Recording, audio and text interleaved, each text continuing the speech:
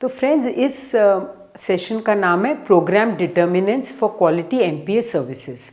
जैसा कि हम जानते हैं कि भारत सरकार द्वारा 2016 से अब अंतरा प्रोग्राम भी चलाया जा रहा है, जिसके तहत गर्भ निरोधक इंजेक्शन एमपीए भी अन्य परिवार नियोजन विधियों के साथ दिया जा रहा है।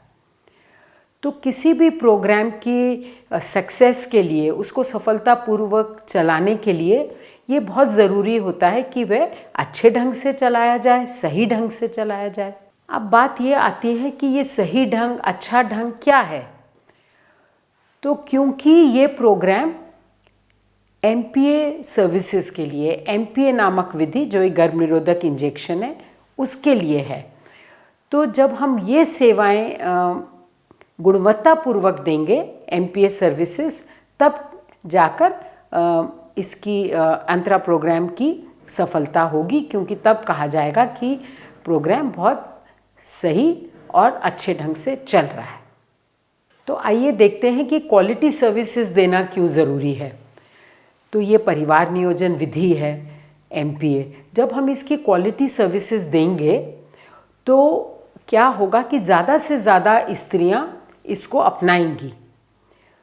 अपनाने के बाद जब सर्विसेज क्वालिटी वाली होती हैं तो क्लाइंट्स उसको जब तक चाहें तब तक कंटिन्यू भी करते हैं। जैसे कि उनका फॉलोअप किया जाता है, उनको समय समय पर रिमाइंड किया जाता है, तो वो कंटिन्यू करती हैं। और हम जानते हैं कि इससे संतुष्टि आती है। तो जो संतुष्ट क्लाइंट्स हैं वे अपने परिवार में, क्या पूरे क्षेत्र में एक जीती जागती मिसाल बन जाते हैं उस विधि के लिए कि इसका प्रयोग किया था, देखो ये कितनी ठीक है और कितनी उससे संतुष्ट है, खुश है। इसके द्वारा क्या होता है कि बहुत सी अन्य स्त्रियां भी प्रेरित होती हैं इस विधि के बारे में जानने के लिए और फिर इसको अपनाती हैं और वे भी इसका लाभ उठा पाती हैं।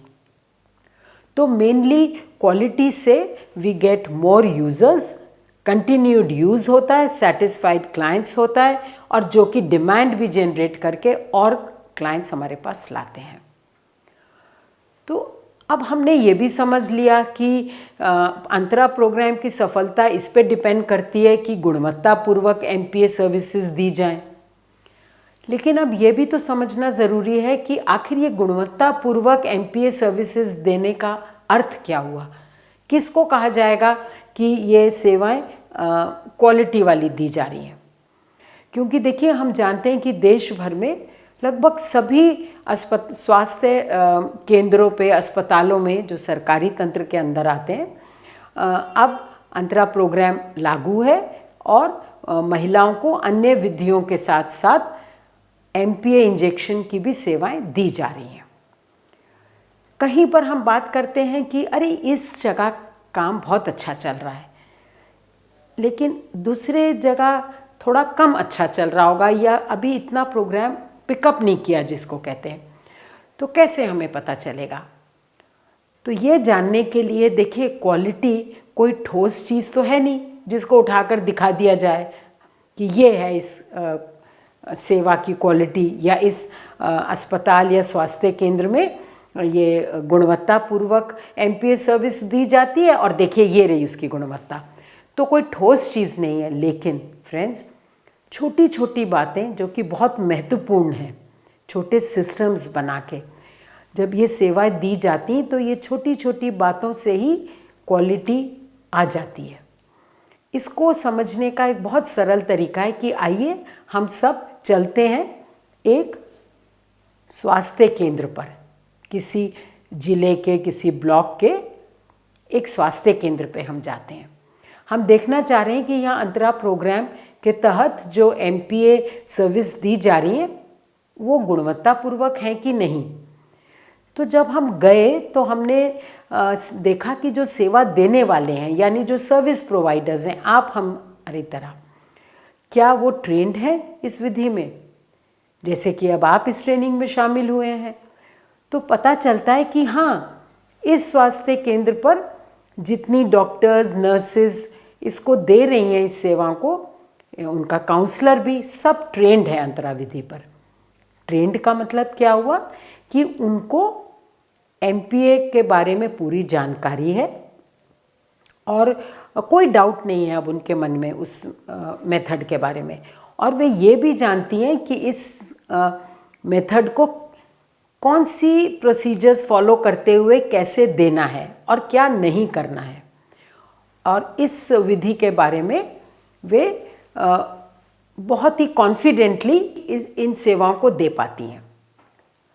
अब हमने ट्रेंड प्रोवाइडर्स तो देख लिए, अब कहा कि इसके लिए तो अंतरा सर्विसेज देने के लिए तो अंतरा वायल और डिस्पोजेबल सिरिंज वाला जो पैक आता है उसका स्टॉक चाहिए।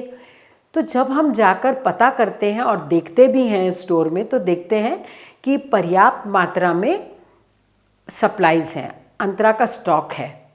और यह भी पता चलता है कि पिछले कई महीनों में कभी इसका स्टॉक आउट नहीं हुआ है। यानी ऐसा नहीं हुआ है कि अंतरा वायल थे ही नहीं तो कोई क्लाइंट उसको न ले पाई हो, चाहे वे नई हो चाहे वो रिपीट डोज के लिए आई हो। ऐसा क्यों हुआ?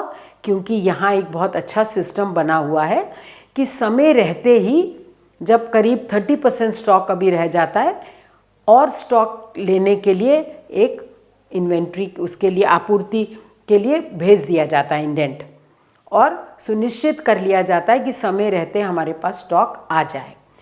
और स्टॉक आने के बाद उसका इन्वेंट्री में भी बड़े अच्छे से रिकॉर्ड भरा गया है और स्टोरेज भी बहुत सही ढंग से किया गया। जैसे कि हमने पिछले सत्र में भी बात की थी कि जब लगाने की बात कर रहे थे इंजेक्शन की, देख लें कि उसको कैसे स्टोर किया गया है और उसको कहीं ये तो नहीं है कि बहुत धूप या बहुत सीलन वाली जगह में रखा गया है। तो यहाँ जाकर देखा बहुत अच्छे से एक स्टोर में रखा गया था, बहुत धूप नहीं आती थी, सीलन नहीं थी, अच्छे से साफ सुथरे ढंग से क्लीन ढंग से उसमें रखा हुआ था। ये बात हो गई स्टॉक की। फिर जब नज़र मारी तो देखा कि पोस्टर्स आईसी मटेरियल एमपीए विधि की वो भी लगे हुए हैं। और कहाँ लगे हुए हैं? जहाँ पर अधिक से अधिक महिलाएं की नज़र पड़ पाए, वो उसको देख पाएँ। वो लगाने का भी एक ढंग होता है, किस लेवल पर लगी है, किस जगह लगी है। क्योंकि कभी कभी ऐसा आपने भी देखा होगा कि पोस्टर तो है, नाम के लिए अगर कहो हाँ हाँ पोस्टर है, पर लगा एक ऐसी जगह है कि ना तो कभी किसी का जल्दी उसके ऊपर ध्यान जाने वाला, आखिर ये पोस्टर बना किन के लिए? ये तो उन महिलाओं के लिए बनाए जो हमारे स्वास्थ्य केंद्र पर सर्विस लेने आई हैं। और या फिर वो इतनी ऊंचाई पर दूर में कहीं छुपा हुआ लगा होता है तो उससे तो कोई लाभ नहीं होगा।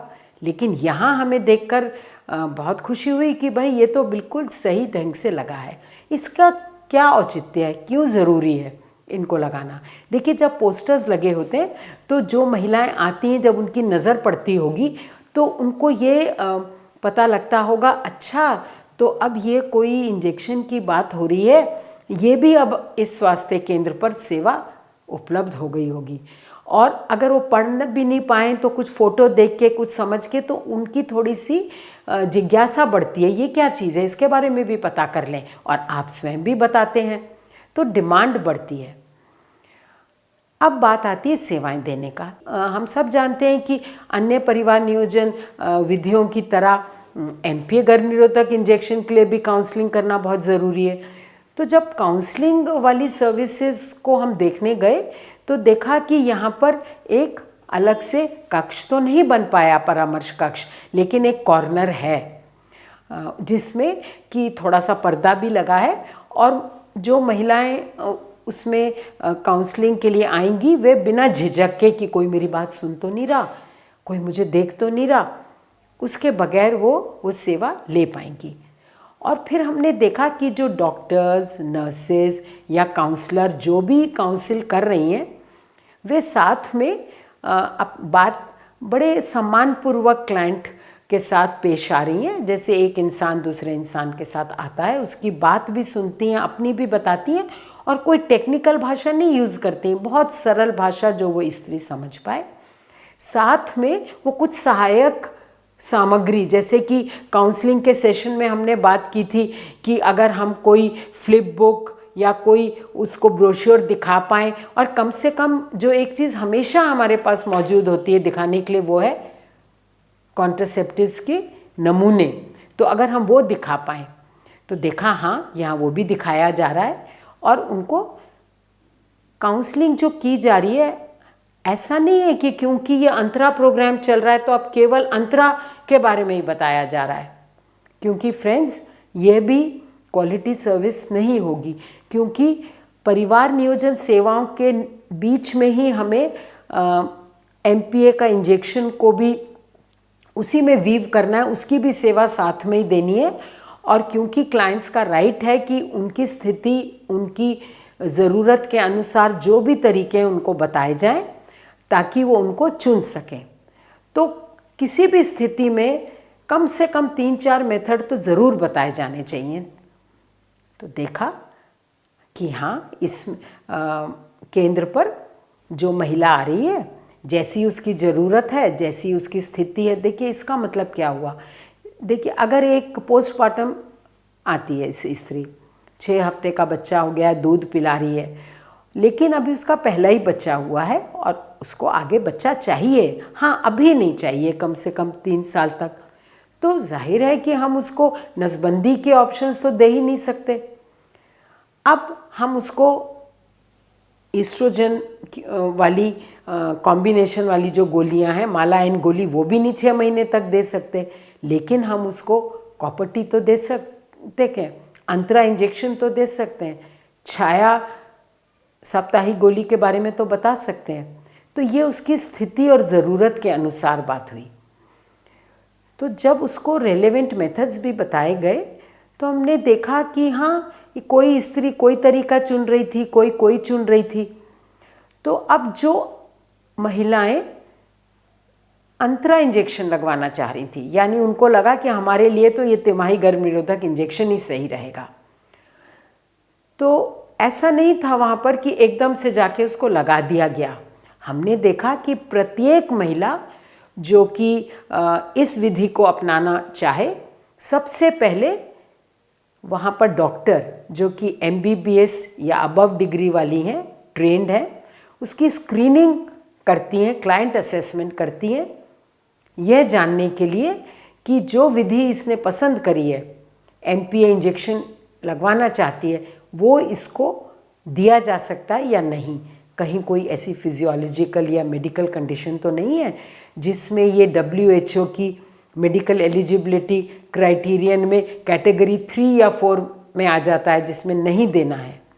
तो हमने देखा कि यहाँ पर पता लगा कि कोई भी ऐसी महिला नहीं है जिसको बिना स्क्रीनिंग किए गए अंतरा का पहला इंजेक्शन लगाया गया। आगे बढ़ते हैं। आप गए देखने की इंजेक्शन कैसे लगा रहे हैं। सबके यहाँ इंजेक्शन रूम्स हैं, स्टाफ नर्सेज हैं, लगा रही हैं, ट्रेंड हैं, बहुत अच्छे से लगा रही हैं।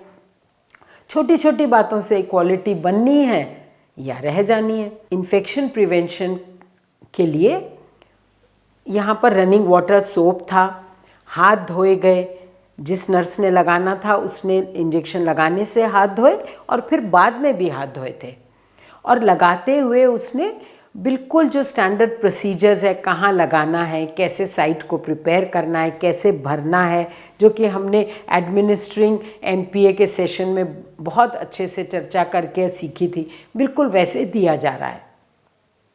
उसके बाद उसको तुरंत लगाने के बाद कुछ मुख्य संदेश भी बताए गए कि देखो हमने नहीं मला है, जहाँ पे इंजेक्शन लगाया आप भी मत मलना और घर जाके सेकना भी नहीं, तभी इसका असर 3 महीने तक रहेगा, वरना वो पहले ही समाप्त हो सकता है। तो पोस्ट इंजेक्शन वो भी दिए गए संदेश। साथ में एक रजिस्टर रखा हुआ था, उसमें इस नए क्लाइंट की सारी रिकॉर्ड रखा गया, और ये हमने देखा कि आज तक इस स्वास्थ्य केंद्र पर जितनी भी महिलाओं ने MPA विधि अपनाई है उनका रिकॉर्ड इसमें अपडेटेड मेंटेन्ड है। जो दोबारा लेने आ रही थी फॉलोअप के लिए भी कुछ हमारे सामने आई, उनको जो रिपीट इंजेक्शन लगाया गया उनका भी रिकॉर्ड रखा गया, और क्लाइंट्स के पास क्लाइंट कार्ड था, क्योंकि यहाँ पर इस स्वास्थ्य केंद्र की जो सर्विस प्रोवाइडर्स थे वो ये जानते थे कि क्लाइंट कार्ड जो हमें सरकार के द्वारा दिया गया है उसको हमें यूज़ करना है, वो क्लाइंट्स के लिए है, तो उसको हमें ज़रूर भरना है और उसको देना है। और ये क्लाइंट कार्ड की चर्चा अभी हम जब सेशन करे थे रिकॉर्ड कीपिंग की, उसमें हमने बखूबी सीखा था कि क्या क्या भरना है और क्यों। तो वहाँ वो भरा जा रहा था, उसको नेक्स्ट इंजेक्शन की डेट जो उस पर लिखी गई थी समझाई भी जा रही थी और उसको ये भी कहा जा रहा था कि हम हैं यहाँ पर, यदि फिर भी तुम्हें कभी कोई भी बात हो लगे कि मिल लूँ, ज़रूर निसंकोच आके हमसे मिलना। जो फॉलोअप के लिए आ रही थी उनको हाल पूछा जा रहा था, काउंसलिंग दी जा रही थी, संतुष्ट क्लाइंट हैं कि नहीं है, यदि नहीं है तो क्या है, साइड इफ़ेक्ट्स के बारे में सुना जा रहा था काउंसलिंग के दौरान, और फिर डॉक्टर के पास ले जा उस स्थिति में जो स्टैंडर्ड गाइडलाइंस के अनुसार जो उचित ट्रीटमेंट दिया जा सकता है, जिसको हमने मैनेजमेंट ऑफ साइड इफ़ेक्ट्स में बहुत अच्छे से उस पर चर्चा करके सबने जाना था, सीखा था, वो दिया जा रहा है। साथ में स्टॉक जब मेडिसिन्स का देखा तो देखा कि उसमें जैसे कि आइबुप्रोफेन है, मेफेनिक एसिड है, ट्रांजेमिक एसिड है, उसकी टैबलेट्स भी रखी हुई हैं, स्टॉक है उनके पास। ये नहीं है कि अगर देना पड़ा तो हमारे पास है ही नहीं।